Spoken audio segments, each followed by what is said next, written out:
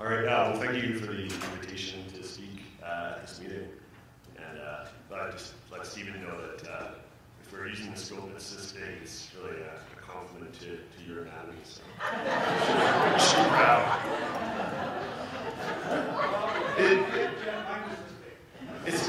It's when we have to call over to the children's hospital that you should be.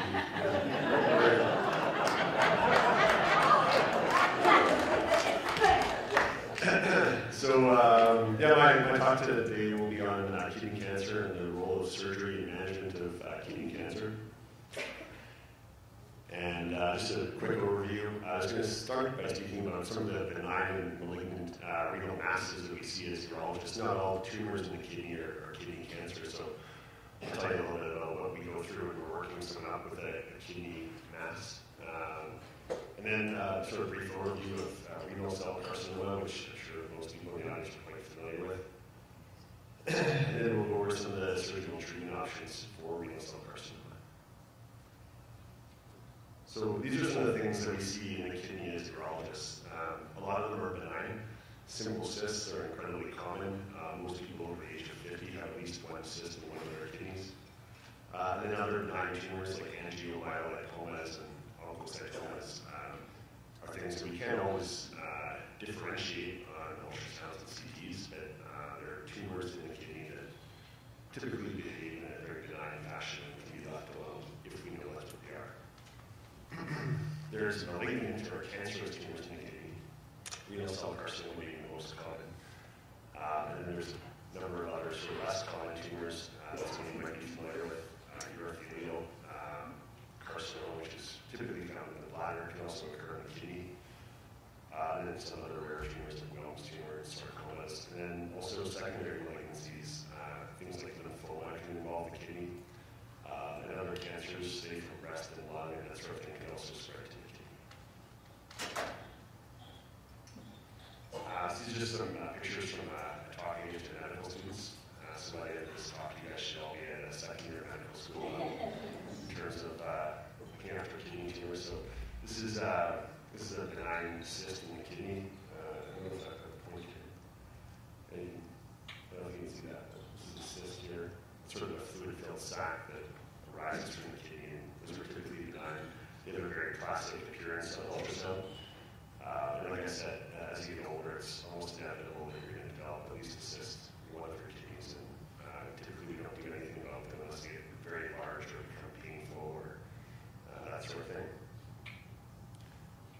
This is an ultrasound showing a picture of a cyst. Angiomyolipomas is a big long word for what's we call an AML. And that's a tumor that is benign. And it contains a lot of vascular tissue or blood vessels. It also typically contains fat. And that's one of the ways we can differentiate these tumors from ultrasound and CTs. We can usually see fat inside of them. When we see that, we know that they're not cancers, they're not carcinomas, they're some type of tumor, and they can be observed or left alone most of the time. Rarely, if they get to be very large, over 4 centimeters, or certainly over 10 centimeters, we consider doing something about them because they're risk for spontaneous bleeding. And it's not that uncommon in people who have very large AMLs in their kidneys to present with bleeding requiring blood transfusion and that kind of things. They're more common in women. They can be seen in some sort of genetic syndromes like tuberous sclerosis. So I told you sort of more about them. Just some key points there is that they're very vascular, they have fat in them, and you can usually tell what they are based on the CT or an ultrasound. These are some pictures of angiomyolipomas. I can't see really very well from my angle, but this dark area here, dark is typically fat on the CT, and this white area here is the kidney. So this is sort of a dark, fat, containing tumor arising from the kidney.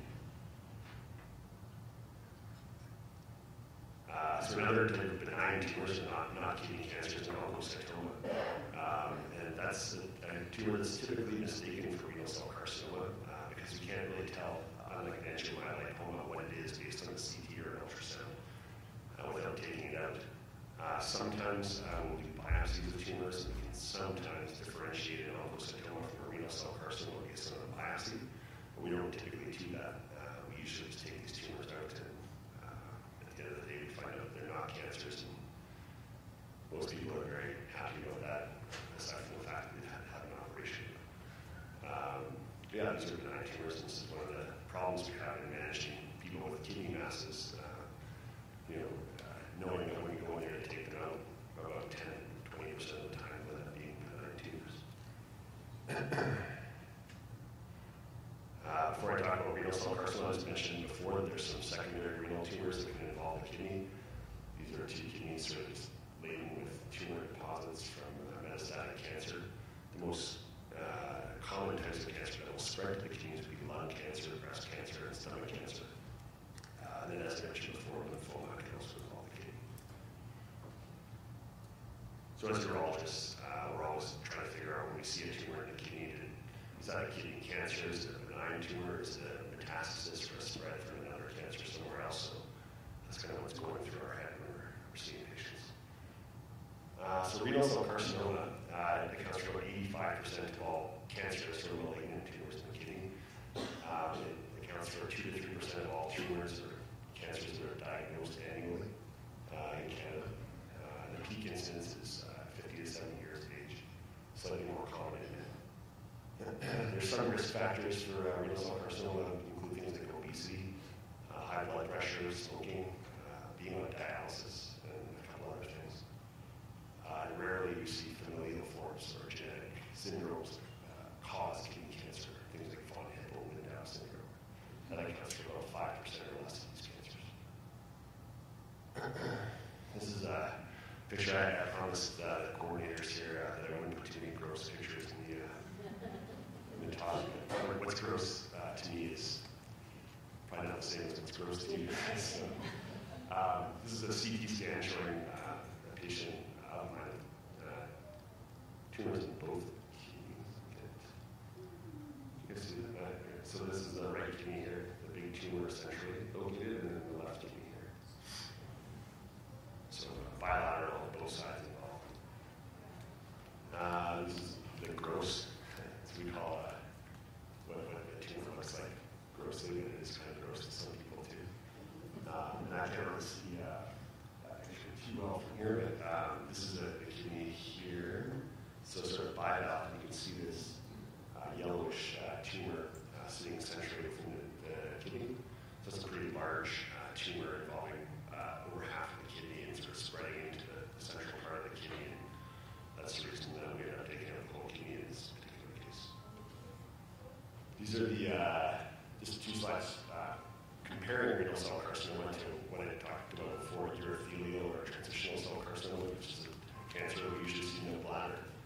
But it can affect the entire lining of the urinary tract, so it can affect the bladder, the ureters, or the central part of the kidney, the renal pelvis, or the urine collects, has a similar lining to the bladder. So that kind of cancer, bladder cancer, can also occur in the central portion of the kidney, as we see in this picture here, with tumors sort of filling the inside of the urinary part of the kidney, in contrast to a renal cell carcinoma,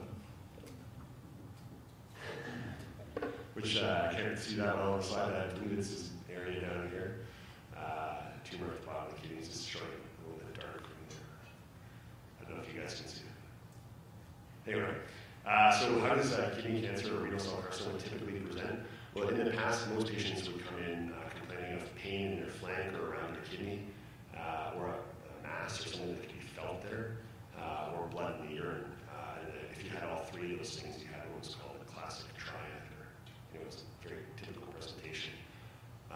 Nowadays, most people who present with kidney cancer or kidney tumors have no symptoms at all, and the vast majority of cases are diagnosed incidentally on a test, like an ultrasound or a CT that's done for completely unrelated reasons. We see these tumors showing women who are pregnant getting ultrasounds, people with gallstone pain having an ultrasound, and they just happen to find a tumor in the kidney. So that's how most of these tumors are found now. Because of that, a lot of these tumors are very small when they're found initially, and we can potentially just watch them. And also, because of that, we cure a lot more patients because we tend to find the tumors very early on when they happen.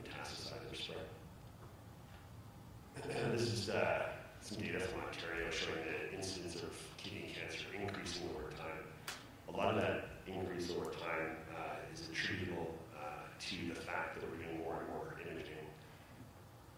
Family doctors, for example, are just ordering ultrasounds for more and more reasons, and so more and more of these tumors are being found earlier and earlier. So there's certainly that to be said in terms of the reasons for the increased incidence. But there have been some studies done that show that actually, despite, or even when you account for that increase in the use of imaging, it looks like the incidence is increasing independent of that, and we don't really know why. Other than that, the incidence of obesity and hypertension and those kinds of things are getting more common as well. So these are some of the tests that we use to look at kidney tumors and kidney masses. So ultrasound, usually that's the first test that's ordered by the family doctor. And if we see something that we're worried about, we get a CT scan to better characterize it. We get a lot more detail with the CT scan. It tells us more about the tumor or the mass, where it is, how big it is. And it also tells us if there's any evidence that it has spread anywhere, like into the lymph nodes or the liver or the lung, that sort of thing. And then based on that test, we can go over other tests like a bone scan or scans of the brain, sometimes an MRI to get a better detail or a different kind of detail of the tumor itself. Although CT is usually better than MRI looking at kidney tumors. This is more for the medical students, so I guess I don't need to worry about this too much. But kidney cancer, renal cell cancer is very interesting. It used to be called the internist tumor. Internist referred to internal medicine specialists because it's a bit of a unique tumor that it can produce all kinds of substances that wreak havoc on your body. Hormones related to EPO can cause increase in your blood cell counts or polycythemia. Hormones like parathyroid hormone that can cause your calcium levels to go out of whack. It can make your liver dysfunction or not work properly without having had to spread there. Particularly, or possibly by producing things like IL-6, which is a cytokine you don't need to know about. And it can also cause hypertension or high blood pressure. So not only is high blood pressure a potential risk factor for kidney cancer, but kidney cancer itself can cause high blood pressure by those tumor cells producing the substrate called renin. So we order a whole bunch of blood tests when we see people with presumed kidney cancers to make sure that those things are going on. We also check their creatinine to make sure that kidney function is adequate. And this is how we stage kidney cancers. This is the T staging, N and M. So T stage refers to the tumor itself, and N and M refer to nodes, like lymph nodes, and M to metastasis. So if you have N and M at the bottom there, that means you have nodes or lymph nodes involved, and if you have M, you have metastasis somewhere outside that area, like the liver or the lung. The T stage is probably what's most important to us as surgeons because it tells us more information about the tumor itself. Like I mentioned, most of the tumors we find nowadays are small, so they're T1 tumors, meaning that they're under 7 centimeters. And we further subdivide those ones into T1A and T1B. And T1A tumors are actually less than 4 centimeters, and those are the small ones that we can potentially observe. We know that they're a very low likelihood of metastasizing or spreading at that size. So particularly in elderly patients, we're going to just keep an eye on those tumors. In younger, healthier patients, we'll often take them. T2 tumors are over 7 centimeters. Typically, when a tumor is over 7 centimeters, that's where we start to think about taking the whole kidney out.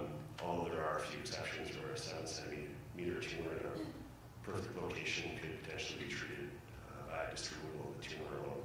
So partial nephrectomy. The T3 and T4 tumors are much more aggressive. They tend to invade into veins around the kidney or outside of the sort of fascial covering of the kidneys, so into things like the adrenal gland and that kind of thing. And we actually see tumors. We have a picture coming out of a tumor that's spread all the way up into the heart, through the vena cava, which is where the renal vein or the kidney vein drains into. So sometimes we have to put patients on a bypass and open up the whole chest in order to get those big tumors out. These are the most common metastatic sites. Those are the places we look for spread before we consider taking the kidney tumor itself out. And then we've talked about workup already. So the imaging we get, this is a very large tumor replacing the whole right kidney. This is the left kidney here. And this is a huge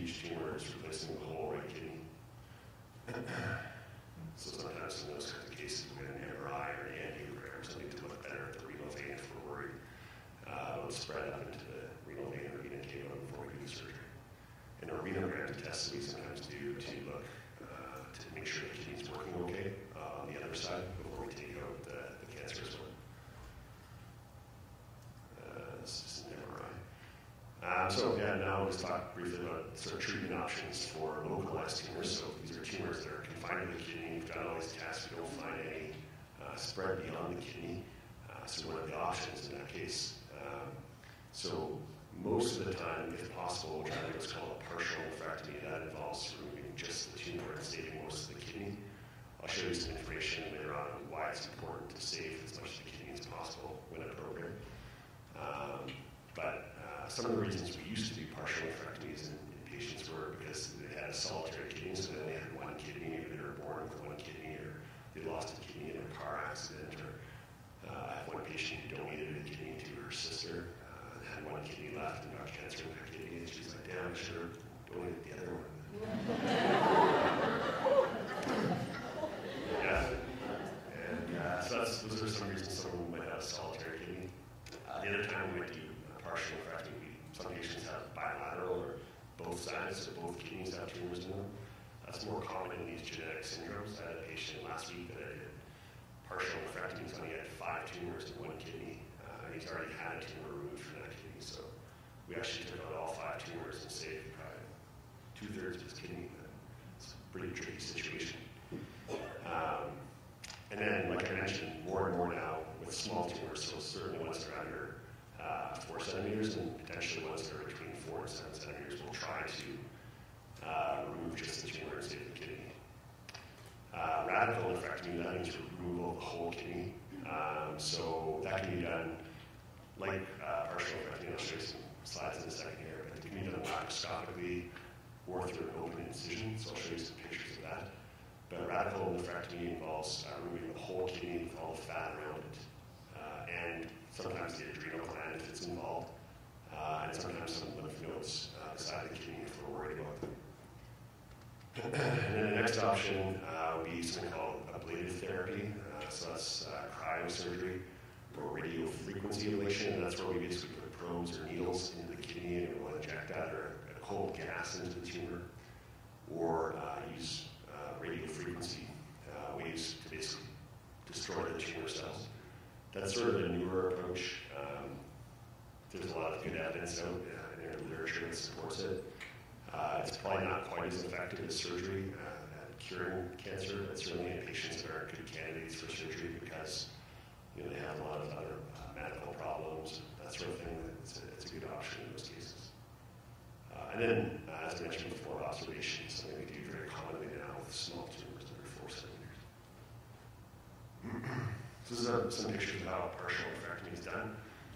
This is a diagram from how to do an open partial nephrectomy. So it's showing a cut in the kidney here.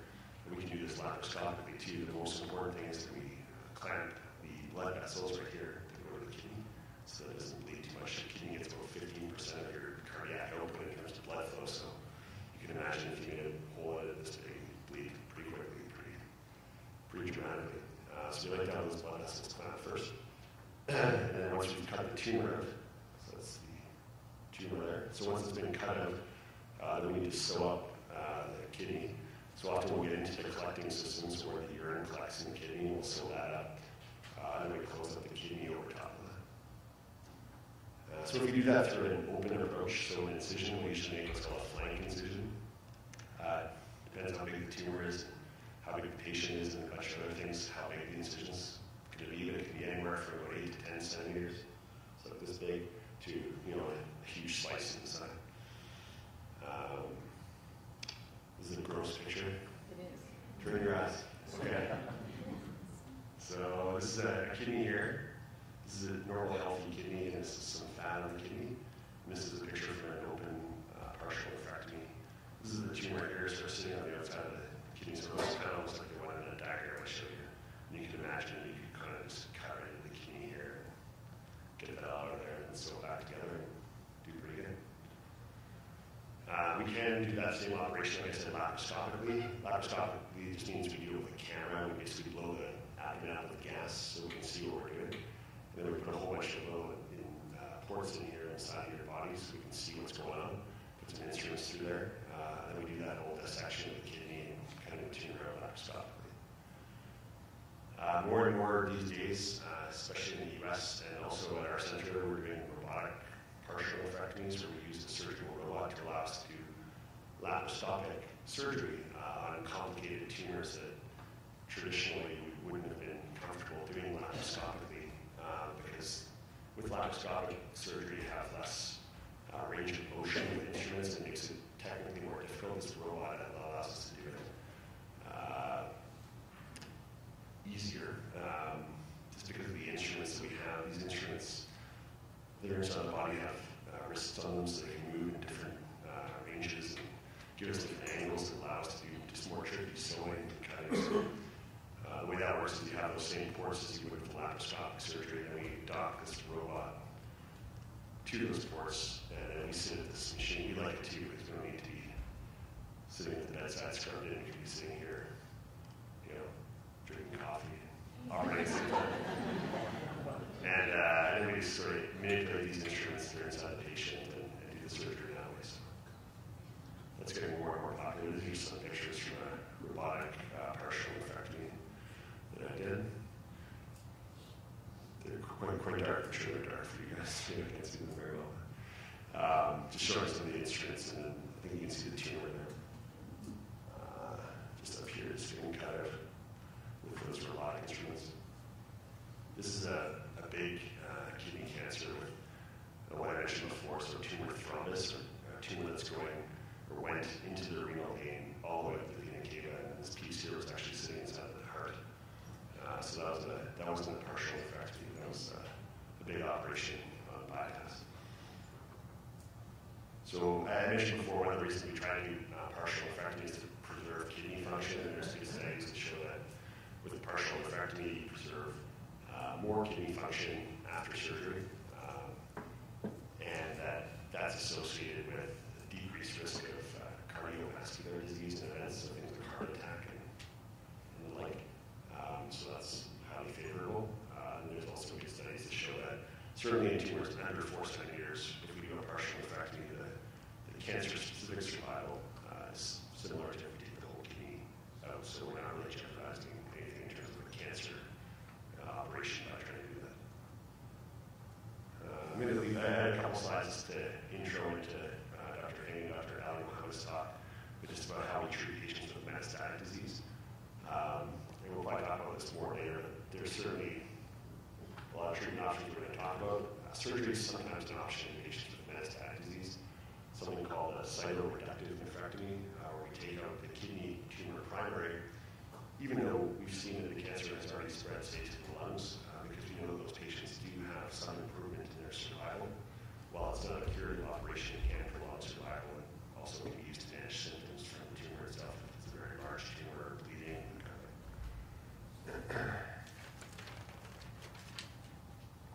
Just some interesting pictures of patients that didn't have metastatic disease but had very poor risk of tumors. For what it's worth, and what I can see, this is a big tumor here invading into the liver. So that required resection of a huge portion of the right side of the liver at the set of surgery. This is a kidney tumor that's spreading up the vena cava here. And this one I can't see very well from here. I think it's a patient with lymph node metastases.